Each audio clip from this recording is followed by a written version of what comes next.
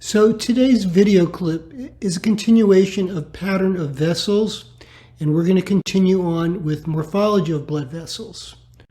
We've already spoke on dots, coils, and oval structures, and today now we're going to begin lines. Lines that are straight.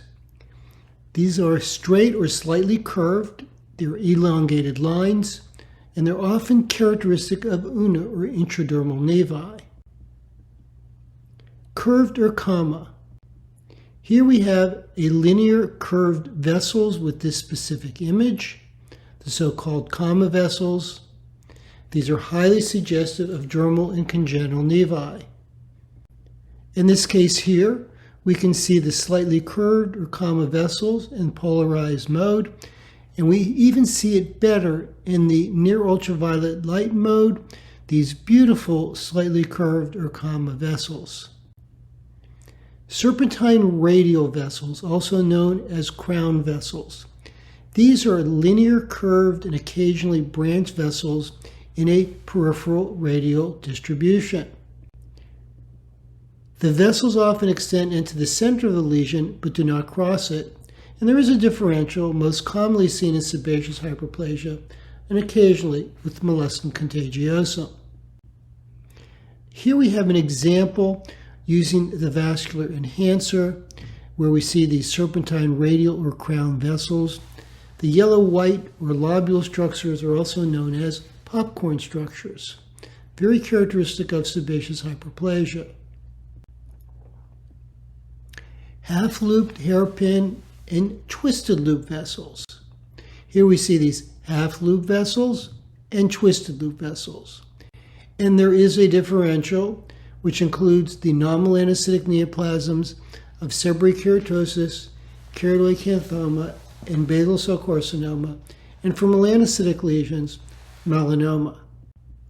Most commonly seen in inflamed seborrheic keratoses. On higher magnification, we can see with the vascular enhancer these twisted loop vessels. We also see these reddish areas, which is just heme. And in the near ultraviolet light, this same image emphasizes the twisted loop vessels in the near ultraviolet light mode. Another inflamed seborrheic keratosis. Again, the twisted loop vessels seen both in near ultraviolet light mode as well as the polarized mode. Polymorphous vessels. These are the combination of two or more vessels. Most common pattern is vessels as red dots in combination with linear random vessels.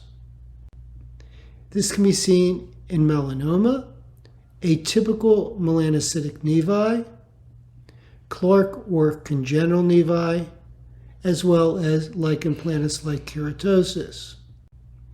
And here we have an example of a shades of pink melanoma, and we can see that it consists of these linear random or linear irregular vessels as well as vessels as dots. Polymorphous vessels with a shades of pink, or what's been called an amelanotic melanoma. At the periphery often we see these brown structureless areas at the periphery. And this ends the session on vascular patterns. In summary, vascular should be evaluated in the context of the neoplasm's clinical appearance, taking into consideration all dermatoscopic features. What is the pattern and distribution of the vessels? What is the morphology? Is there more than one type of vessel present? And a concerning lesion may not only be black, but may be pink.